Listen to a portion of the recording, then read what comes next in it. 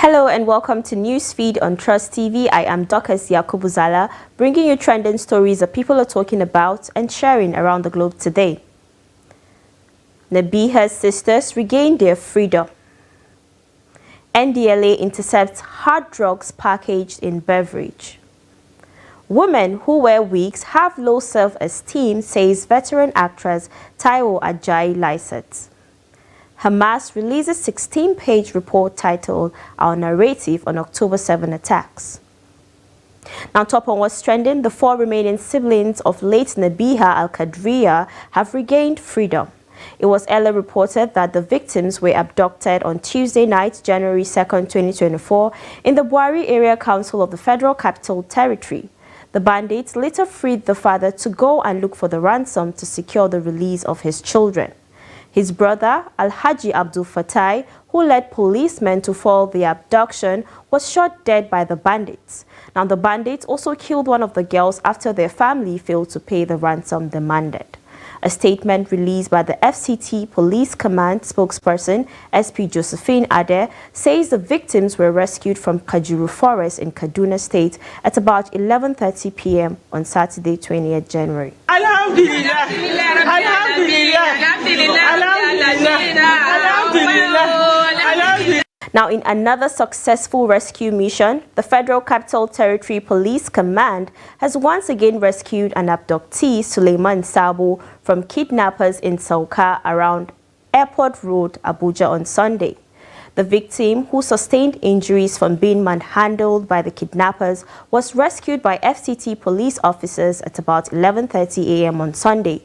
Revealing details of the developments in a statement on Sunday, the FCT Police Public Relations Officer Josephine Adeh said the rescued victim is currently receiving medical treatment while the suspect is in police custody. Now, responding to that, a netizen said, "Such a bittersweet thing. The mixed feelings of joy and pains of losing one and uniting with others. The trauma will keep them in constant fear. Thank God for the safe return. I do hope the culprits have been apprehended." Well, amen to that. A guy said, "Good news, but when will the insecurity issues end in Nigeria?" A person opined, "News of bandits and kidnapping is becoming worse this year. God protect us all. Amen." Now, police denies reports of kidnapping in River Park Estate in the FCT, says man faked his abduction to defraud his family. The FCT Police Command has denied reports of a large kidnapping incident at River Park Estate in the early hours of Saturday, January 20th. In a statement released by spokesperson Josephine Adeh, the command stated that contrary to reports, nobody was kidnapped in the said estate. According to Adeh, one Nandi Agu of Games Village only faked his own kidnap in an attempt to defraud his brother who lives within the said estate. She mentioned that the suspect is currently in police custody undergoing interrogation. Now, responding to that, a netizen said, "Inasmuch as I do not like to comment on blogs, but this becomes necessary as negative informations go viral. I'm a resident of River Park Estate, and this press release by the security agency is absolutely correct. Someone faked his abduction. Not every post on social media is true. God help us all." A lady said, "All this stress to defraud and put your family under pressure." Another person said, "But how did these guys normalize kidnapping as business now?"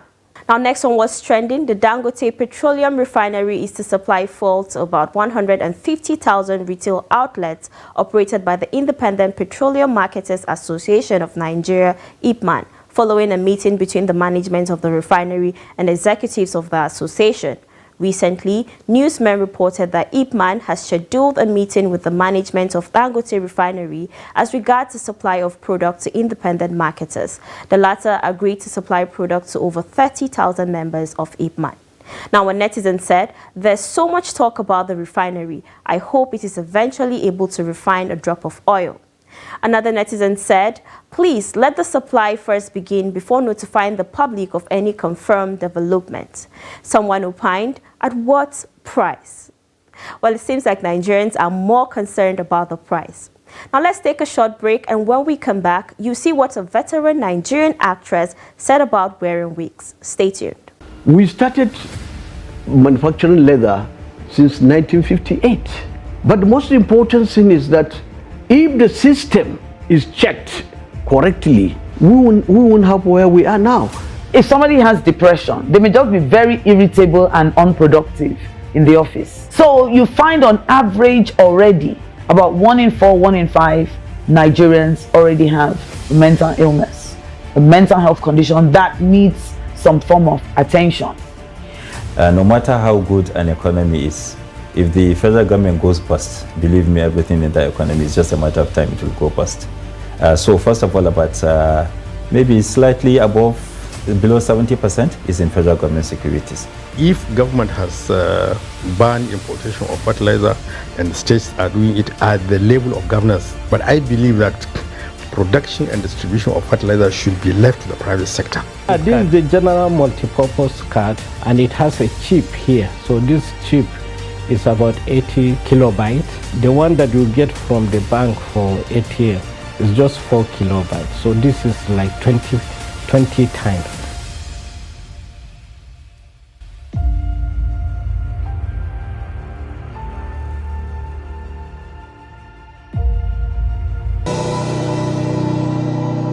Welcome back, it's Newsfeed. Now, operatives of the National Drug Law Enforcement Agency have intercepted drugs concealed within Milo tin.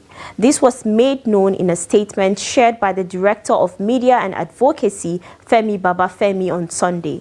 In a cautionary note accompanying the video, Babafemi stressed the importance of avoiding accepting parcels with unknown content. Sharing a video of the consignment, he wrote, "Reason why we advise you shouldn't take any parcel you don't know its content from anyone." Take a look.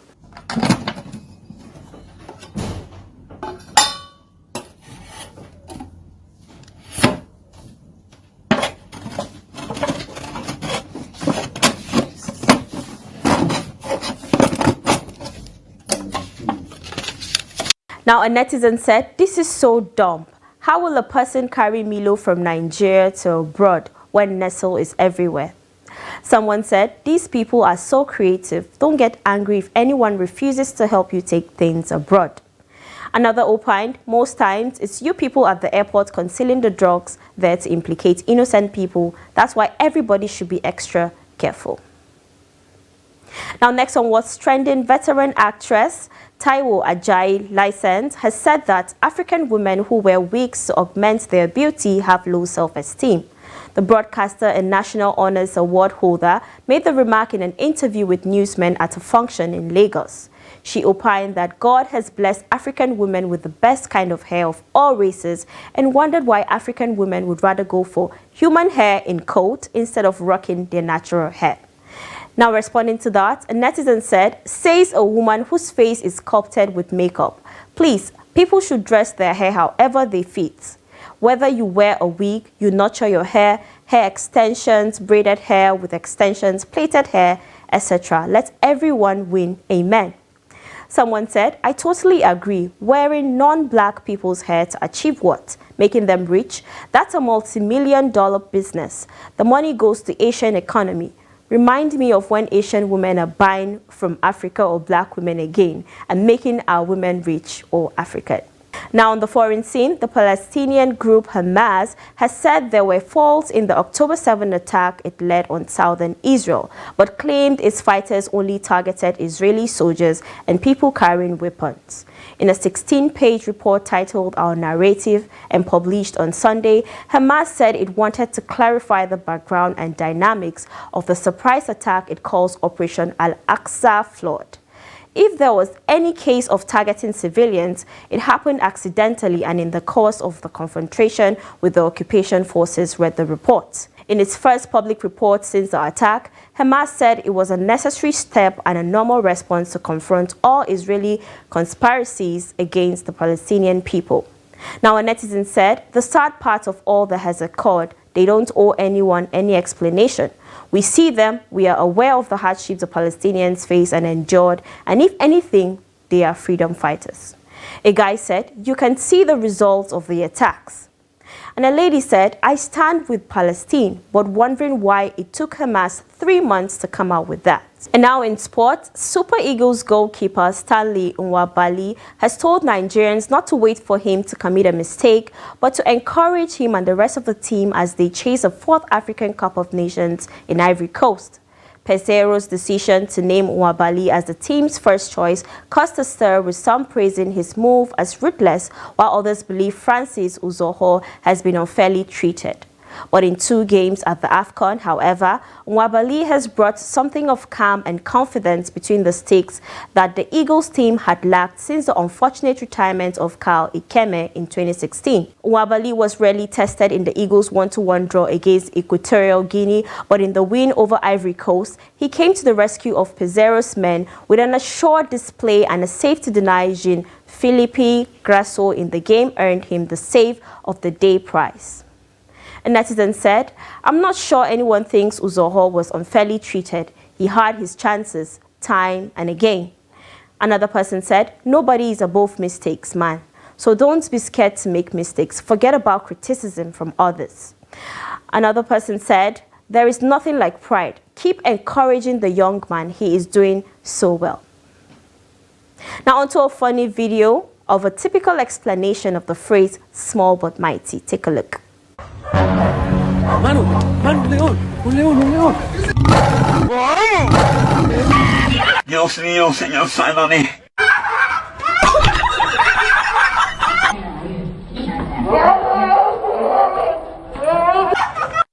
Well, hopefully he faces his fears next time.